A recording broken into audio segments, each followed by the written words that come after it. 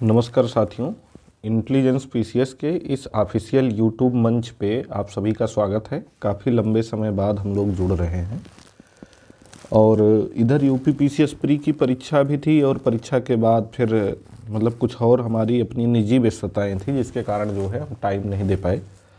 और अब हम लोग जो है मुख्य परीक्षा आंसर राइटिंग शुरू कर रहे हैं हमारे पेड ग्रुप में। हमारे टेलीग्राम ग्रुप पे जो है मात्र 599 रुपये में हम जो है पीसीएस 2024 और पीसीएस 2025 यानी 24 और 25 के लिए जो लोग आंसर राइटिंग प्रैक्टिस करना चाह रहे हैं उनके लिए कंप्लीट आंसर राइटिंग प्रैक्टिस करवा रहे हैं। ठीक है, उसमें हम भी शामिल हैं, यानी हम भी आपके साथ ही प्रैक्टिस करेंगे और आप भी करेंगे। मैं कोई टीचर नहीं हूँ, मैं भी आपकी तरह एक स्टूडेंट ही हूँ, मुझे भी मेंस देना है। तो अगर आप मेरे साथ जुड़ना चाहते हैं, मेरे साथ जुड़ के प्रैक्टिस करना चाहते हैं तो उसको ज्वाइन कर सकते हैं। अब क्योंकि आंसर राइटिंग प्रैक्टिस हम लोग शुरू करने वाले हैं, करने जा रहे हैं, तो आंसर राइटिंग प्रैक्टिस शुरू करने से पहले हमको मेंस का सिलेबस एक बार देख लेना चाहिए। हालांकि मैक्सिमम लोगों ने मेंस का सिलेबस देखा होगा, लेकिन यहाँ हम सिलेबस नहीं देखेंगे बल्कि पीसीएस मेंस से जुड़ी, यूपी पीसीएस मेंस से जुड़ी अन्य ज़रूरी बातों की भी चर्चा हम करेंगे सिलेबस के माध्यम से। इसीलिए सिलेबस लेके हम आपके सामने उपस्थित हैं। ये उत्तर प्रदेश लोक सेवा आयोग के पीसीएस 2024 का जो विज्ञापन था, पीसीएस 2024 का, उस विज्ञापन में जो पाठ्यक्रम हमको दिया गया था, सिलेबस दिया गया था मुख्य परीक्षा का, वो मैं आपके सामने जो ऑफिशियल सिलेबस था उसको लेकर मैं आपके सामने उपस्थित हूँ और इसी के थ्रू हम चर्चा करने की कोशिश करेंगे कि हमको अपनी तैयारी के क्रम में किन किन बातों का विशेष ध्यान रखना है।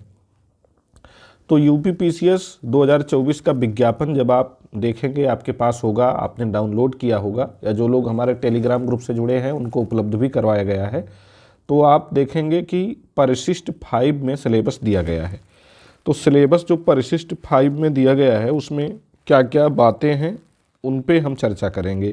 देखिए, जैसे दिया गया है, सम्मिलित राज्य प्रवर अधीनस्थ सेवा परीक्षा की मुख्य लिखित परीक्षा हेतु निर्देश तथा पाठ्यक्रम दिया गया है।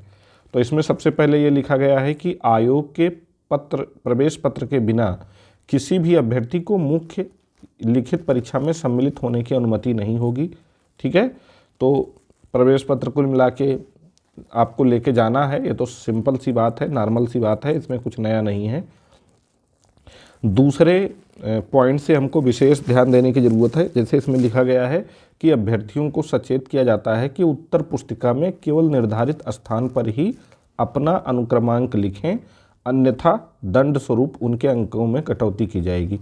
यानी किसी और स्थान पे हम अपना अनुक्रमांक नहीं लिख सकते, नहीं तो हमारा नंबर काट लिया जाएगा। जहाँ पे अनुक्रमांक लिखने के लिए दिया गया है हमें वहीं उत्तर पुस्तिका में अपना अनुक्रमांक पेपर में दर्ज करना होगा। अभ्यर्थी उत्तर पुस्तिका में कहीं भी अपना नाम न लिखें। ठीक है, ये विशेष ध्यान देना है कि जब मेंस की उत्तर पुस्तिका हमारे सामने आती है तो उस पर हम कहीं भी अपना नाम नहीं लिखते हैं, अन्यथा उन्हें परीक्षा के लिए अनर्ह घोषित किया जा सकता है।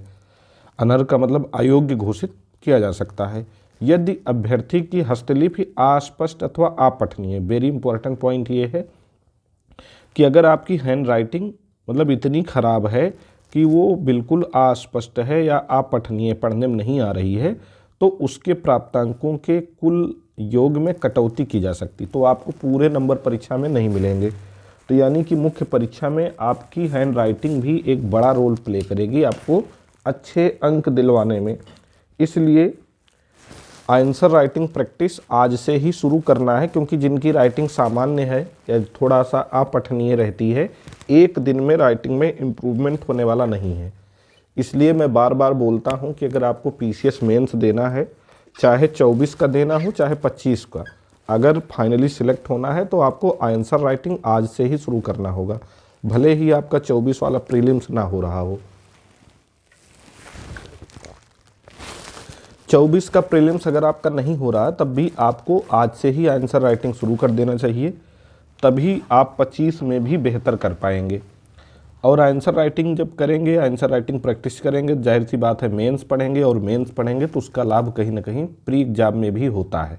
ठीक है, अगला क्या दिया गया है कि अभ्यर्थी प्रश्न पत्रों के उत्तर अंग्रेजी रोमन लिपि में अथवा हिंदी देवनागरी लिपि में अथवा उर्दू फारसी लिपि में लिख सकते हैं। किन किन लिपियों में लिखा जा सकता है? अंग्रेजी रोमन लिपि में, हिंदी देवनागरी लिपि में अथवा उर्दू फारसी लिपि में, यानी 3 लिपियों में अभ्यर्थी जो है आंसर लिख सकते हैं। परंतु उन्हें भाषा के प्रश्न पत्र का उत्तर जब तक कि प्रश्न में अन्यथा निर्दिष्ट ना हो अनिवार्य रूप से उसी भाषा में लिखना होगा। जैसे मान लीजिए कि आप हिंदी भाषा का पेपर एक आता है सामान्य हिंदी का यूपी पीसीएस में, तो सामान्य हिंदी का प्रश्न पत्र आपको हिंदी में ही लिखना होता है, आप इसको किसी अन्य भाषा में नहीं लिख सकते हैं। प्रश्न पत्र केवल अंग्रेजी लिपि में व हिंदी देवनागरी लिपि में होंगे। ठीक है, आपका जो पेपर होगा यूपी पीसीएस का वो अंग्रेजी और हिंदी लिपि में ही दिया जाता है।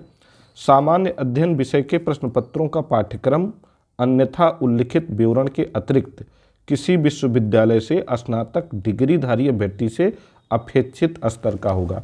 यानी जो हमारा सिलेबस है, जो हमारी मुख्य परीक्षा में उल्लिखित किया गया है, वो ग्रेजुएशन लेवल का होता है। ठीक है, ग्रेजुएशन लेवल में जो पाठ्यक्रम आपने पढ़ा है, ठीक है, उस लेवल के ज्ञान की, उस लेवल की आंसर राइटिंग की आपसे अपेक्षा की जाती है मुख्य परीक्षा में। अब देखिए, सामान्य हिंदी का जो पाठ्यक्रम हमारे सामने है ये दिया गया है। यूपी पीसीएस में सबसे पहला पेपर जो होता है हमारे सामने आता है पहले दिन, वो सामान्य हिंदी का होता है।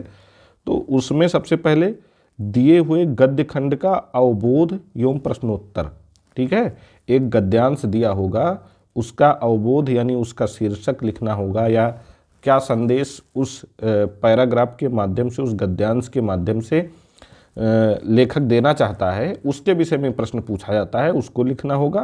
प्लस उस पैसे से रिलेटेड कुछ प्रश्न होंगे, उन प्रश्नों के उत्तर लिखने होते हैं। संक्षेपण, कोई एक पैराग्राफ दे दिया जाएगा, उसकी समरी आपको लिखना होता है। सरकारी एवं अर्ध सरकारी पत्र लेखन, तार लेखन, कार्यालय आदेश, अधिसूचना, परिपत्र। ठीक है, सरकारी और अर्ध सरकारी आपको पत्र लेखन करना पड़ेगा, तार लेखन करना पड़ेगा, कार्यालय आदेश, ठीक है, अधिसूचना और परिपत्र लेखन का आपको ज्ञान होना चाहिए। इसकी टेस्टिंग आपके पेपर में आपसे की जाएगी।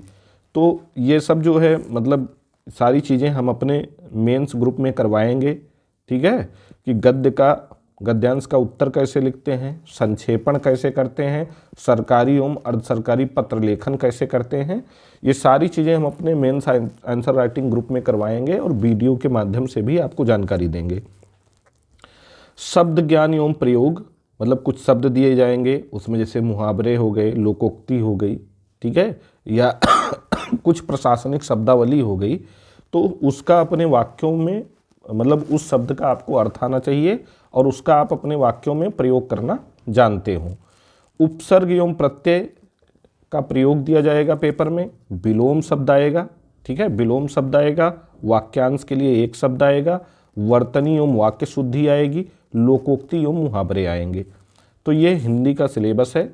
अगर आपने ध्यान से नहीं देखा है हिंदी का सिलेबस तो इसको देख लीजिए, समझ लीजिए, ठीक है। और इसके लिए आप कौन सी बुक फॉलो करेंगे मैं वो भी आपको बता देता हूँ। देखिए, अभी तक जो है अगर आप PYQ उठा के देखेंगे यूपी पीसीएस मेंस का, तो ये सारे टॉपिक जो हिंदी वाले दिए गए हैं, ये सभी टॉपिक आपको वासुदेव नंदन में मिल जाते हैं। वासुदेव नंदन वाली जो बुक है हिंदी की, ठीक है, हिंदी की जो वासुदेव नंदन प्रसाद की बुक है, ये बुक सबसे अच्छी बुक है, सबसे ऑथेंटिक बुक है, इसी को आयोग मानता भी है। तो मुख्य परीक्षा के लिए आपके पास वासुदेव नंदन की सामान्य हिंदी की बुक होनी चाहिए। और अगर जैसे मान लीजिए कि आपसे शब्द ज्ञान और प्रयोग पूछा है, तो शब्द ज्ञान यानी उस शब्द का अर्थ क्या होता है, निश्चित अर्थ जो वासुदेव नंदन में हुआ है, दिया है, केवल वही अगर आप अर्थ लिखेंगे तभी आपको पूरे अंक मिलते हैं, नहीं तो आपके अंक काट लिए जाते हैं। ठीक है, ये बहुत सारे लोगों ने RTI के द्वारा अपनी कॉपी देखी है आयोग से मंगवा करके, तो उससे जानकारी मिली है कि जैसे मान लीजिए मुहावरा आया है, तो मुहावरे का जो एग्जैक्ट अर्थ है, अगर आप एग्जैक्ट अर्थ नहीं लिखते हैं, आपका वाक्य प्रयोग सही भी है तब भी आपका पूरा क्वेश्चन गलत कर दिया जाता है, 0 अंक दिए जाते हैं। तो इसलिए हमको मुख्य परीक्षा में लोकोक्ति, मुहावरे, शब्द, इन सब का सटीक अर्थ क्या होता है जो पुस्तक में दिया गया वासुदेव नंदन प्रसाद में, वही लिखना है। हम कोई और अर्थ नहीं लिख सकते पेपर में, ठीक है। तो वासुदेव नंदन प्रसाद की हिंदी जो है बेस्ट है यूपी पीसीएस मेंस के लिए। हरदेव बाहरी भी आप देख सकते हैं, लेकिन वासुदेव नंदन प्रसाद को मैं फर्स्ट प्रायोरिटी में रखूँगा कि वो बुक आपके पास ज़रूर होनी चाहिए, ठीक। तो ये तो हिंदी के प्रश्न पत्र की चर्चा हो गई। अगर आपने अभी तक वासुदेव नंदन प्रसाद की हिंदी की बुक नहीं ली है तो आप ले लीजिए बिना देर किए हुए, सामान्य हिंदी के लिए, ठीक। बाकी गद्य खंड का अवबोध का उत्तर कैसे लिखना है ये आपको हम पैसेज के थ्रू समझा देंगे, वीडियो के थ्रू समझा देंगे। सरकारी पत्र क्या होता है, अर्ध सरकारी पत्र क्या होता है, तार लेखन क्या होता है, कार्यालय आदेश क्या होता है, अधिसूचना परिपत्र क्या होता है, ये सब आपको हम एक वीडियो के थ्रू, मतलब एक वीडियो के थ्रू बताते जाएंगे और ये सब आपसे प्रैक्टिस करवाते जाएंगे, लिखवाते जाएंगे, ठीक है। लोकोक्ति एवं मुहावरे भी आपसे करवाते जाएंगे, इसके लिए परेशान होने की ज़रूरत बिल्कुल नहीं है। अब निबंध खंड पे आते हैं। तो निबंध का पेपर जो होता है यूपी पीसीएस मेंस में, उसमें देखिए दिया गया है कि निबंध हिंदी, अंग्रेजी और उर्दू में लिखे जा सकते हैं। यानी हमारे पास निबंध लेखन का 3 विकल्प रहता है। हम हिंदी में भी लिख सकते हैं, हम अंग्रेजी में भी लिख सकते हैं और हम उर्दू में भी लिख सकते हैं। निबंध के प्रश्न पत्र 3 खंड में रहते हैं। प्रत्येक खंड से एक एक विषय पर 700 शब्दों में निबंध लिखना होगा, ठीक है। खंड जो है, खंड का, ये देखिए नीचे दिया गया खंड का, खंड खा, खंड गा। तो प्रत्येक खंड से हमको एक एक टॉपिक पर 700 शब्दों में लिखना होता है। यानी 700 शब्द में 3 निबंध लिखने हैं। यानी टोटल हमको 2100 शब्द लिखना रहता है निबंध के प्रश्न पत्र में, ठीक है, निबंध वाले प्रश्न पत्र में और निर्धारित समय सीमा में। तो खंड का से जो निबंध आता है वो साहित्य एवं संस्कृति से रिलेटेड हो सकता है, सामाजिक क्षेत्र से रिलेटेड हो सकता है, राजनैतिक क्षेत्र से रिलेटेड हो सकता है। यानी ये 3 क्षेत्र ऐसे हैं जिनसे खंड का में निबंध पूछा जाएगा। खंड खा में विज्ञान, पर्यावरण और टेक्नोलॉजी से प्रश्न हो सकता है, इकोनॉमिक सेक्टर से प्रश्न पत्र हो सकता है, या फिर कृषि, उद्योग एवं व्यापार से प्रश्न पत्र हो सकता है। इन सब में से कोई 3 निबंध आएंगे और तीनों में से कोई एक निबंध हमको लिखना होगा। खंड गा में राष्ट्रीय एवं अंतर्राष्ट्रीय घटनाक्रम से रिलेटेड हो सकता है, प्राकृतिक आपदाएं, भूस्खलन, भूकंप, बाढ़, सूखा आदि से हो सकता है, और राष्ट्रीय विकास योजनाएं और परियोजनाओं से संबंधित निबंध हो सकता है। इससे भी आपको एक निबंध लिखना होगा। तो यानी खंड का से एक निबंध, खंड खा से एक निबंध और खंड गा से एक निबंध, कुल 3 निबंध आपको 700 शब्दों में लिखना होगा। यानी 700 × 3 बराबर 2100 शब्द में आपको निबंध लिखने होंगे। 3 निबंध 700 शब्द में आपको लिखने होंगे, ठीक है। साहित्य और संस्कृति, सामाजिक क्षेत्र, राजनीतिक क्षेत्र ये खंड का में है। विज्ञान, पर्यावरण या आर्थिक क्षेत्र, कृषि, उद्योग ये खंड खा में है। खंड गा में है राष्ट्रीय एवं अंतर्राष्ट्रीय घटनाक्रम, प्राकृतिक आपदाएं, भूस्खलन, भूकंप, राष्ट्रीय विकास परियोजनाएं आदि से रिलेटेड निबंध आ सकते हैं, ठीक है। तो ये हिंदी के प्रश्न पत्र का पाठ्यक्रम हो गया और अब हमने निबंध के प्रश्न पत्र का पाठ्यक्रम देख लिया। अब हम जीएस के प्रश्न पत्र के पाठ्यक्रम पे आते हैं। देखिए, सामान्य अध्ययन में या जीएस में हमको कुल 6 प्रश्न पत्रों का उत्तर देना होता है, यानी पेपर 1 से लेकर के 6 तक का पाठ्यक्रम। तो जो हमारा जीएस 1 का जो पाठ्यक्रम है उसका पाठ्यक्रम हम लोग देख सकते हैं। हाँ, निबंध के लिए हमने बुक की चर्चा नहीं की। देखिए, निबंध किसी बुक से पढ़कर नहीं लिखा जा सकता, या किसी बुक में आप कह लीजिए किसी एक बुक में ही निबंध मिल जाएगा, तो ये आपकी भूल है, ये नहीं मिलने वाला है। निबंध के लिए आपको कोई एक मंथली ऑथेंटिक मैगजीन फॉलो करनी होगी, ठीक है, निबंध लेखन सीखने के लिए।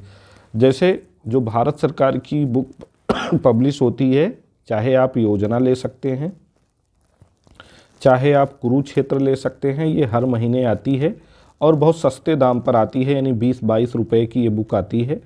तो इसको लेकर के आप इसको थरोली पढ़ें, पूरी बुक पढ़ें आप, ठीक है। इससे आपका ना सिर्फ निबंध लेखन मजबूत होगा, आपकी कहने का मतलब लेखन शैली इनरिच होगी, आपके पास शब्द भंडार बढ़ेगा, बल्कि नए नए सरकारी गजट के आपको आंकड़े भी आसानी से मिल जाएंगे, कहीं और आपको ढूंढना नहीं पड़ेगा। और प्लस प्रीलिम्स के लिए भी आपके डाटा तैयार होते रहेंगे। तो योजना और कुरुक्षेत्र में से कोई एक मैगजीन लेकर आप पढ़ना शुरू कर दीजिए। दूसरा काम आप करिए, डेली न्यूज़पेपर पढ़ना शुरू करिए, ठीक है। डेली न्यूज़पेपर पढ़िए, और न्यूज़पेपर में अगर कुछ भी ना पढ़ पाइए, ज़्यादा समय ना हो, तो संपादकीय पेज ज़रूर पढ़िए, संपादकीय पेज ज़रूर पढ़िए। अगर आप संपादकीय पेज पढ़ेंगे तो इससे भी आपके पास लेखन शैली, एक थॉट डेवलप होगा। निबंध में बेसिकली किसी भी टॉपिक पर जिस पर लिखने के लिए दिया जाता है, उससे रिलेटेड हमें अपने थॉट निर्धारित शब्द सीमा में एक्सप्रेस करने होते हैं, व्यक्त करने होते हैं, संबंधित टॉपिक से रिलेटेड। तो जब आप पढ़े रहेंगे तभी उस पे जो है आप अपने थॉट या अपने व्यू रख पाएंगे। दो चीज़ ये हो गई निबंध के लिए।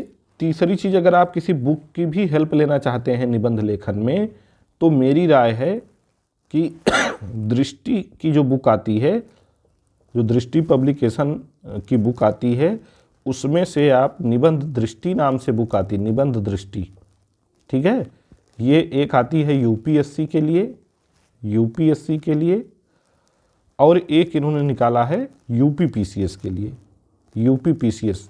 तो इसमें यूपीएससी में पूछे गए सारे निबंध दिए गए हैं और इसमें यूपीपीसीएस में पूछे गए सारे निबंध दिए गए हैं। तो ये दोनों बुक आप ले लीजिए हो सके तो, और अगर दोनों ना ले सकें तो आप यूपीपीसीएस वाली बुक जरूर ले लीजिए। और इसमें जितने भी टॉपिक से रिलेटेड निबंध हमारे एग्जाम में अभी तक पूछे गए हैं सब दिया गया है, तो उसको 2-3 बार पढ़िए, ठीक है। 2-3 बार उस टॉपिक को, मतलब डेली टारगेट बनाइए कि हमको एक एक टॉपिक वाला निबंध पढ़ना है, और जिस टॉपिक से रिलेटेड निबंध दिया गया है उसको पढ़ने के बाद उसको पूरी तरह कॉपी मत करिए। पढ़ने के बाद जो आपके दिमाग में थॉट डेवलप हुए हों कि कैसे हमको अपना निबंध लिखना है, उसको 700 शब्दों में लिखने की कोशिश करिए, ठीक है। और लिखने के बाद फिर से आप अपना स्वमूल्यांकन करिए, अपना निबंध स्वयं पढ़िए और देखिए कि हमने कहाँ कहाँ सही लिखा है, मतलब कहाँ कहाँ हमने सही लिखा है, कहाँ कहाँ हमें सुधार की ज़रूरत है, और हमारी स्पीड क्या है। हमने निर्धारित समय सीमा में निबंध पूरा लिख पाया है 700 शब्दों का कि नहीं लिख पाया है, ठीक है। तो ये चीज़ें आप देखिए। बाकी अगर आप हमारे मेंस आंसर राइटिंग प्रोग्राम से जुड़े हैं तो उनको तो सोचने की ज़रूरत ही नहीं है, उनको हम निबंध लिखना भी बताएंगे, उनकी कापियों का हम मूल्यांकन भी करेंगे, और कहाँ कहाँ वो कमी कर रहे हैं, कहाँ कहाँ इम्प्रूवमेंट की ज़रूरत है, वो पूरी तरह हम सजेशन भी देंगे, और मॉडल निबंध भी उनको हम देंगे। तो उनको चिंतित होने की ज़रूरत नहीं। लेकिन जो लोग स्वाध्याय कर रहे हैं, अपने आप पढ़ रहे हैं, उनके लिए मेरी राय है कि ये 3 काम तो ज़रूर करें, और जो लोग हमारे प्रोग्राम से जुड़े हैं उनको भी ये 3 काम करना है, प्लस हम तो उनका सहयोग करेंगे ही। तो निबंध के लिए मेरी राय ये है। अब हम जीएस के प्रश्न पत्र पे देखते हैं क्या क्या दिया गया है। तो जो GS 1 का हमारा पेपर होगा उसमें देखिए, पहले भारतीय संस्कृति के इतिहास में प्राचीन काल से आधुनिक काल तक के कला रूप, साहित्य, वास्तुकला एवं महत्वपूर्ण पहलू शामिल होंगे, ठीक है। दूसरा टॉपिक क्या है, आधुनिक भारतीय इतिहास 1757 से 1947 ईस्वी तक महत्वपूर्ण घटनाएं, व्यक्तित्व एवं समस्याएं इत्यादि। तो देखिए सबसे पहले वाला सॉरी, खांसी बार बार आ रही, इसको लिए मैं माफ़ी चाहूँगा आप लोगों से।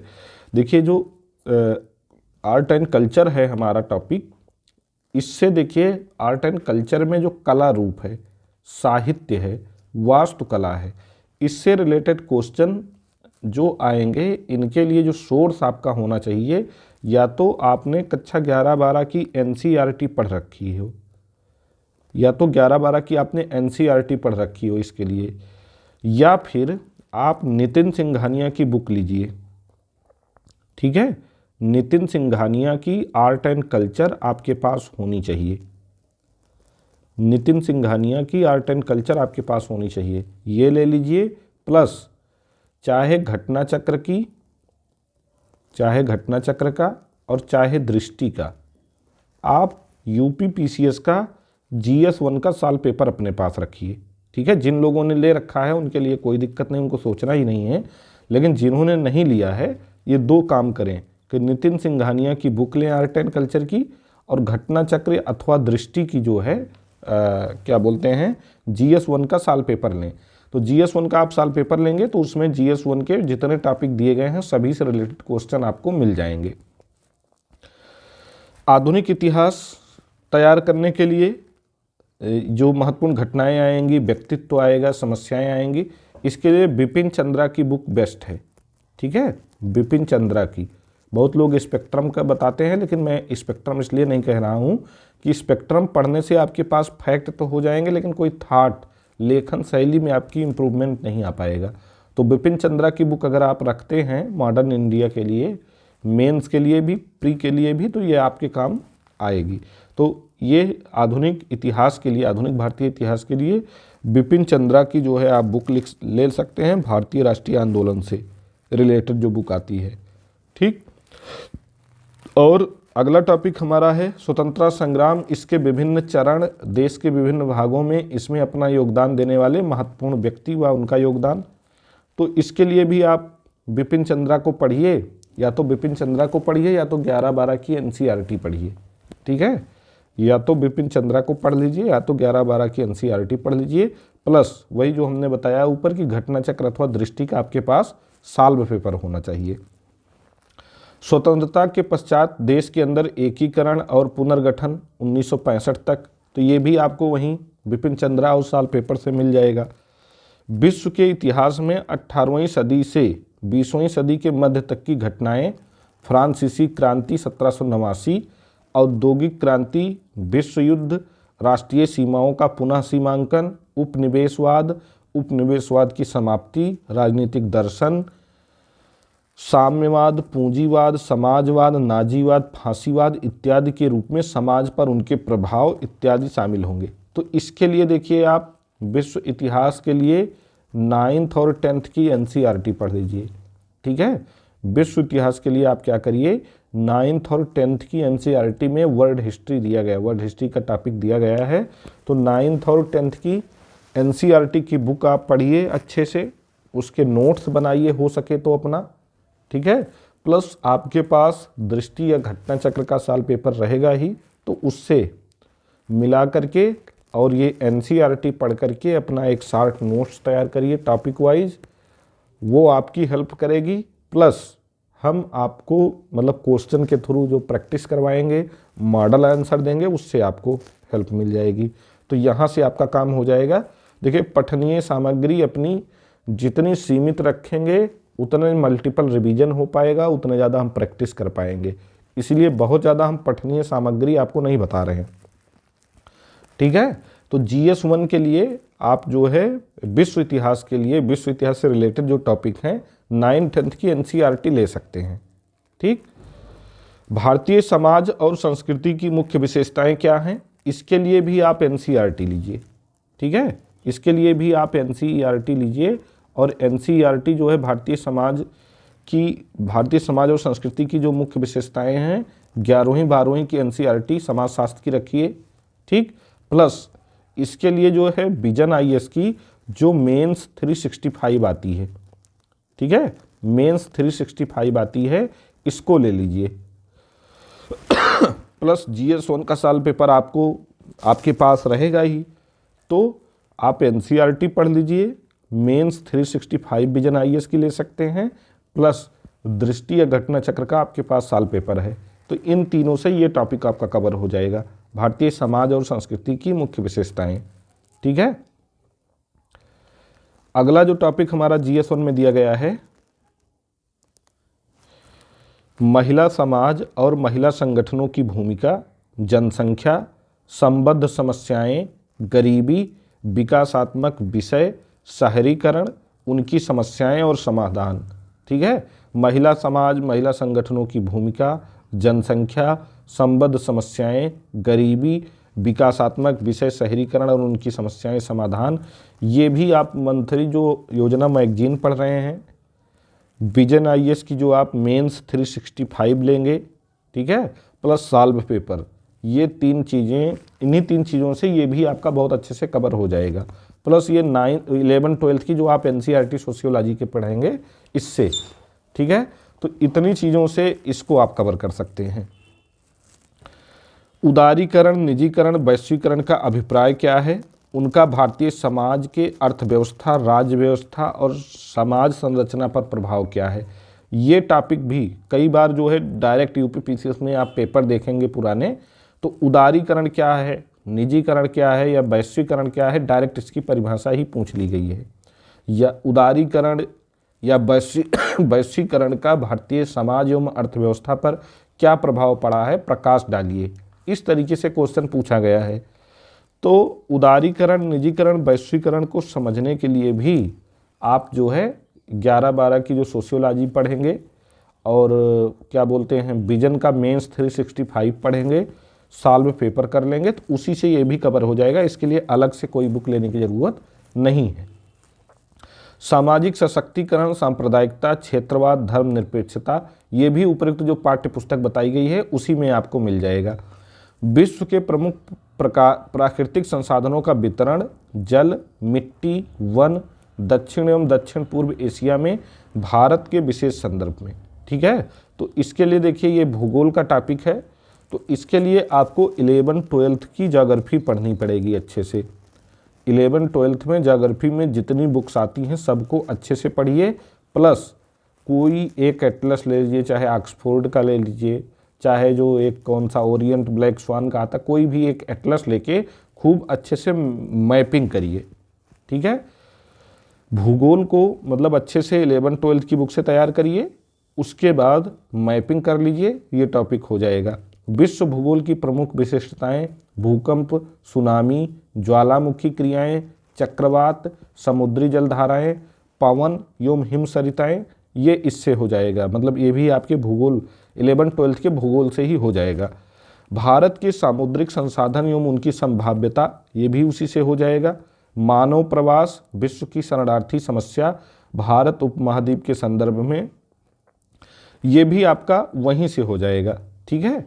सीमांत तथा सीमाएं भारत उपमहाद्वीप के संदर्भ में, ये भी आपकी ज्योग्राफी वाली बुक से हो जाएगा। जनसंख्या एवं अधिवास, प्रकार, प्रतिरूप, नगरीकरण, स्मार्ट नगर, स्मार्ट ग्राम, ये भी आपकी 11-12 की ज्योग्राफी में मिल जाएगा। प्लस करंट के जो नोट्स होंगे मेंस 365 विजन के या दृष्टि के भी आप ले सकते हैं। जो विजन का नहीं ले पाएंगे, जो विजन का मेंस 365 नहीं ले सकते हैं, ठीक है, वो दृष्टि की जो बुक आती है पेपर वाइज आई है, जैसे जीएस पेपर 1 के लिए भी दृष्टि ने निकाला है, घटना चक्र ने भी निकाला है, तो दृष्टि या घटना चक्र में से कोई एक ले सकते हैं, उससे भी उनका काम हो जाएगा, ठीक है। तो चाहे आप दृष्टि और घटना चक्र में से कोई एक ले लीजिए और चाहे विजन की मेंस 365 ले लीजिए, दोनों से आपका काम हो जाएगा, परेशान होने की ज़रूरत नहीं है। तो ये जीएस 1 के लिए हमने जो है सिलेबस पूरा देखा और जीएस 1 के लिए बुक कौन कौन सी महत्वपूर्ण हो सकती है वो हमने बताया। अब जीएस सेकंड पे हम लोग आ जाते हैं। आज जीएस 1 और जीएस सेकंड की चर्चा की जाएगी। इसके आगे के पेपर्स की चर्चा हम अगले वीडियो में करेंगे, ठीक है, ताकि वीडियो बहुत लंबा भी ना हो और एक एक पठनीय सामग्री आप अपने पास एकत्र भी करते रहें, उसकी प्लानिंग भी अच्छे से कर लें। भारतीय संविधान, ऐतिहासिक आधार, विकास, विशेषताएं, संशोधन, महत्वपूर्ण प्रावधान तथा आधारभूत संरचना से रिलेटेड क्वेश्चन आएंगे। संविधान के आधारभूत प्रावधानों के विकास में उच्चतम न्यायालय की भूमिका क्या होती है, तो ये आपको एम लक्ष्मीकांत की बुक में मिल जाएगा। तो एम लक्ष्मीकांत की बुक इंडियन पॉलिटी के लिए आप लोगों ने ली ही होगी, या नहीं लिया है तो आपके पास अनिवार्य रूप से ये बुक होनी चाहिए। संघ एवं राज्यों के कार्य तथा उत्तरदायित्व, संघीय ढांचे से संबंधित विषय एवं चुनौतियां, स्थानीय स्तर पर शक्तियों और वित्त का हस्तांतरण और उसकी चुनौतियां, इसके लिए भी आपके पास लक्ष्मीकांत की बुक होनी चाहिए। केंद्र राज्य वित्तीय संबंधों में वित्त आयोग की क्या भूमिका है, ये भी आपको यम लक्ष्मीकांत में मिलेगा। शक्तियों का पृथक्करण, विवाद निवारण संस्थाएं, वैकल्पिक विवाद निवारण तंत्रों का उदय और उनका प्रयोग, ये भी आपको यम लक्ष्मीकांत में मिल जाएगा। भारतीय संवैधानिक योजना की अन्य प्रमुख लोकतांत्रिक देशों के साथ तुलना, ये भी आपको लक्ष्मीकांत में मिलेगा। संसद और राज्य विधायिका संरचना, कार्य संचालन, शक्तियां, विशेषाधिकार तथा संबंधित विषय, ये भी आपको यम लक्ष्मीकांत में आसानी से मिल जाएगा। कार्यपालिका और न्यायपालिका की संरचना, संगठन, कार्य, सरकार के मंत्रालय एवं विभाग, प्रभावक समूह और औपचारिक अनौपचारिक संघ शासन प्रणाली में उनकी भूमिका, PIL, ये भी आपको एम लक्ष्मीकांत में मिलेगा। जन प्रतिनिधित्व अधिनियम की मुख्य विशेषताएं, ठीक है, विभिन्न संवैधानिक पदों पर नियुक्तियां, शक्तियां, कार्य, उनके उत्तरदायित्व, सांविधिक, विनियामक और विभिन्न अर्ध न्यायिक निकाय, नीति आयोग समेत उनकी विशेषताएं, कार्यभाग, ये भी आपको एम लक्ष्मीकांत में मिल जाएगा। सरकारी नीतियों और विभिन्न क्षेत्रों में विकास के लिए हस्तक्षेप, उनके अभिकल्पन, कार्यान्वयन के मुद्दे एवं सूचना संचार प्रौद्योगिकी, विकास प्रक्रियाएं, गैर सरकारी संगठनों की भूमिका, स्वयं सहायता समूह, विभिन्न समूह एवं संघ अभिदाता, सहायतार्थ संस्थाएं, संस्थागत और अन्य अंशधारक, ये टॉपिक जो है आपको क्या बोलते हैं, मेंस 365 की जो GS सेकंड की बुक लेंगे तो उसमें मिल जाएगा, या दृष्टि की जब GS सेकंड की बुक आप लेंगे तो उसमें मिल जाएगा, या घटना चक्र की GS सेकंड की बुक लेंगे तो उसमें मिल जाएगा। तीनों में से कोई एक बुक आपके पास होनी चाहिए इसके लिए, ठीक है।